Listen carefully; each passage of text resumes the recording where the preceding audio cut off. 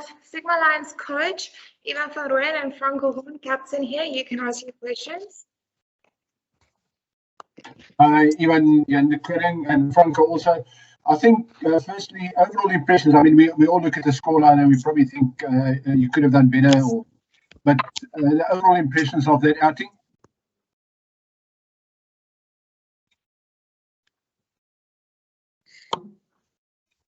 You hear me? Now we can again. Sorry, Jan. Okay, no problem. Ivan, yeah, I said we can all look at the scoreline and we probably will criticize and think you could have done better. But what's your overall impressions of the game, both to you and Franco? Yeah, thanks, Jan. I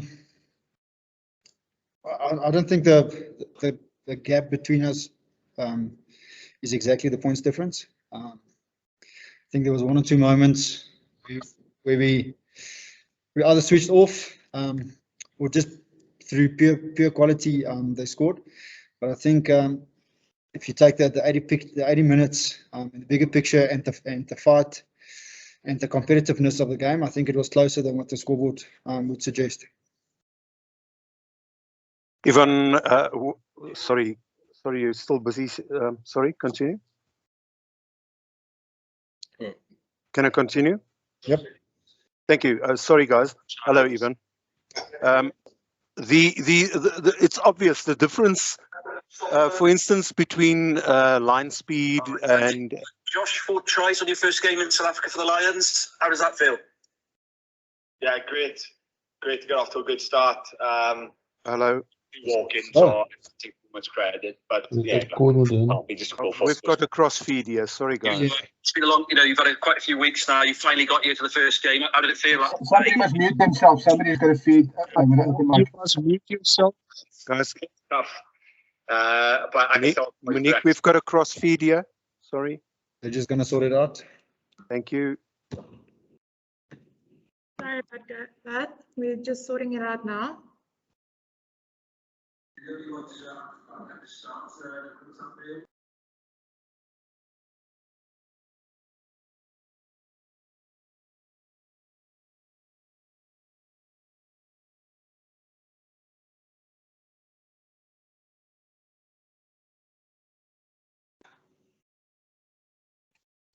I'm sure we can try now. It sounds quiet. Jan, you finished? I'm done. Can I continue, Monique? Yes, you can. Thank you. Sorry, start again. Obviously, the obvious observation is the line speed of the British and Irish Lions, the secure passes, the attack of the different channels, and they do that at about 2 or 3 times the speed of what we are used to.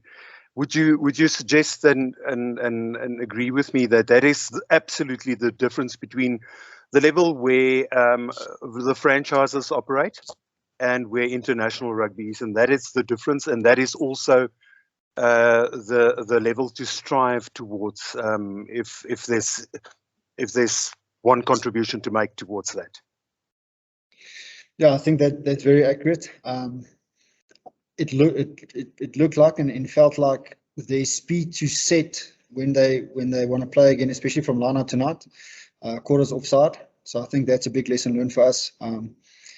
It's not necessarily that they're running quicker, but they're getting there quicker to play and kind of catch you off guard, and they caught us off guard 2 or 3 times, to be fair. And then, like you say, they gave us a little bit of a bit different picture defensively tonight than what we saw against Japan.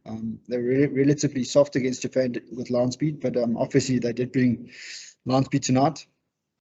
And I think that the decision making at rack time allows them to either slow your ball down or get numbers on their feet with good line speed, and obviously then with good physicality. And also think on attack, the ability to get into space where they identify space was good tonight. So I do agree with you that is probably the biggest difference between Test rugby and where we are currently, is the speed of execution and the speed of decision making.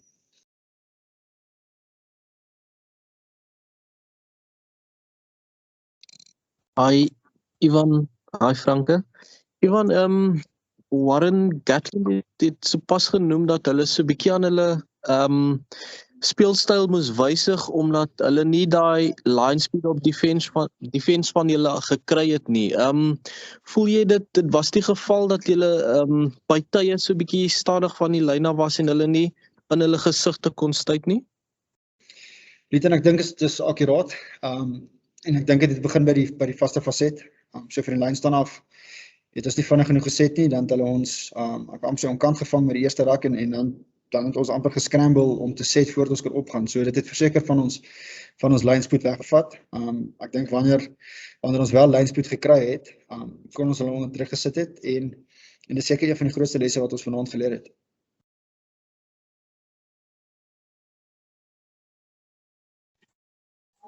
Even if I can ask, I presume, without getting too negative, I mean, the lessons you can learn from this, would this assist you in domestic competition, perhaps in professional rugby going forward in Europe?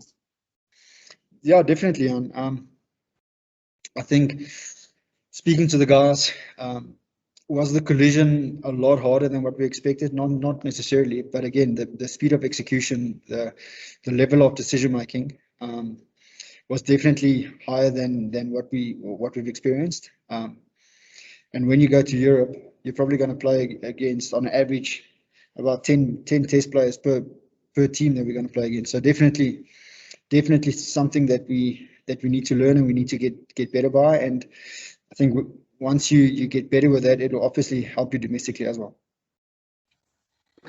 Frank, from a player's perspective, can you just give us an idea of exactly how physical or fast it was compared to what you've experienced in domestic competitions? Well, yeah, I think that there were some soft moments, like Coach said, but like you also mentioned, when we were set first and we were ready, we actually had good line speed and we could stop them. So yeah, there is a difference between the domestic and the internationals, and for a lot of players, it was their first time testing themselves against international players. But I still feel there's a lot that we can work on, but also a lot we can take out of it. So. Ivan, can you say you're from Sport 24? I know that in the Rainbow Cup, as you're supposed to play against European teams, do you feel that had you played against them, you'd have been better prepared for this particular fixture? Good question. It's evident that the European teams their kicking game is a lot more polished, I think, if you can call it that way. They've got a great default kicking game. Their kicking from 9 is very accurate with great chases. The wingers always get up in the air. So if you look at it that way around, if we maybe have played in Europe, you would have seen it. Not that we're not doing it in South Africa, it's just that the execution of that is probably a little bit more accurate than currently what we're having, if I just refer to ourselves. And just, I mean, if you've played or experienced playing against certain individuals and you play against them again, you know what to expect. So I think bigger picture, if we have played in 3 or 4 games overseas against players like this, we probably would have been a little bit better prepared. But I mean, saying that, the reality is we didn't go there, so we can't sit here and say that's an excuse or we didn't know what to expect. Was it 23 test players that do things well? And if all 23 do things well, they put you under pressure, definitely. Ivan, Stephen here from Freo Sports. A word on your loose cheer. A very nice game from the man sitting next to you. Vincent Tuka was absolutely immense once again. And I mean, Sibusiso Sangweni, 20 years old, almost scored what could have been one of the best tries of the tour. But just how impressed are you with how young they are and yet how they didn't look out of depth and didn't let the occasion get to them? Thanks, Stephen. There's a lot of young players that showed a lot of potential tonight. Like you've mentioned, Sabu, Vince and Franke, Emmanuel coming on, even Ruan coming on, Ruben is 23 years old. There's a lot of youngsters that really showed tonight that there is a lot of potential. I think a game like tonight could potentially kickstart their career, and hopefully one day when they all play international rugby, they can look back at tonight and say they've realised that they're close, but they realise that they're not there yet. but immensely proud of the effort, their work rate, the work off the ball, they're caring for one another. Within even partaking or hiding, a lot of things to be proud of. Last few questions.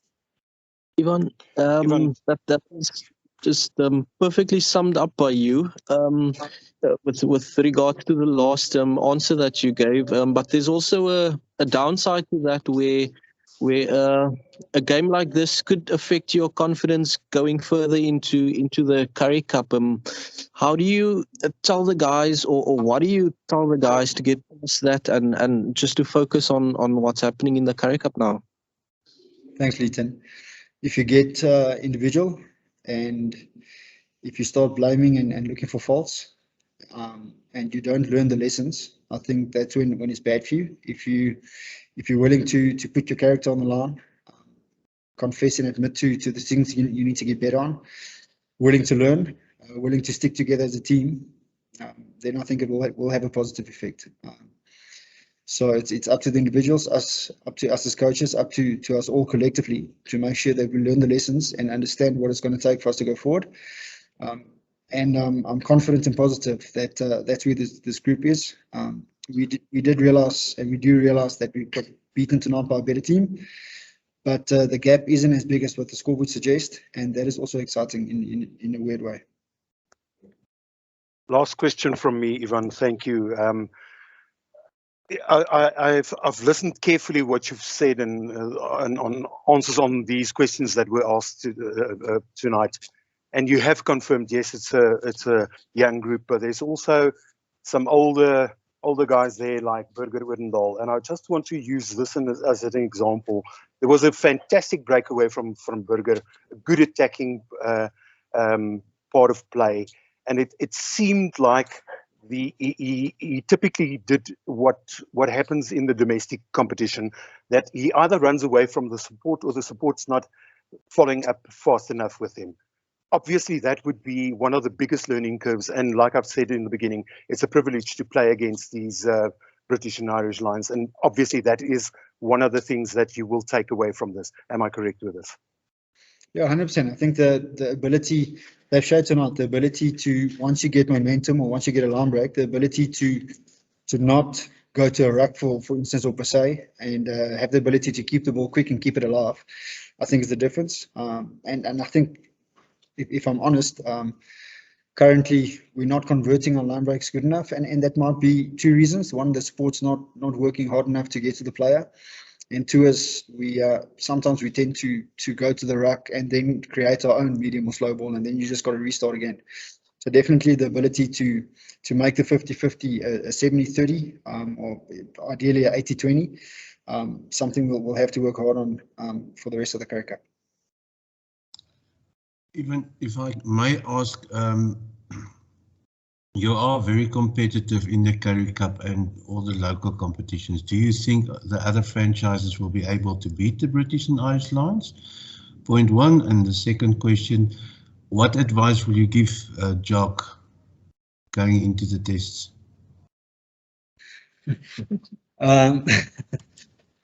So let's start with the domestic competitions. I think it's another 80 minutes that Sean, Jake, and Dobbo can analyze them with. They showed a different picture tonight than what we saw against Japan, and the more footage you get of them, the more you can expect it. So I think that there will be there's a lot of lessons they could learn from tonight. Will I back a South African team to beat them? I always will back a South African team to beat them. Our blood is always red, our blood, but our blood's also green.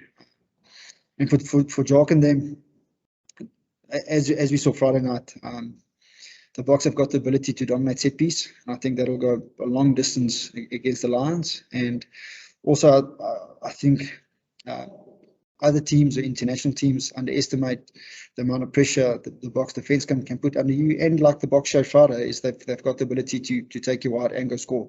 So I think it's going to be a crack of a test series. Another 3-4 weeks for the British Lions to train, but also for the Boks to train and play and get closer together. I think it's going to be an unbelievable test series. Thank you, everyone. Thanks, guys. Thank you. Thank you.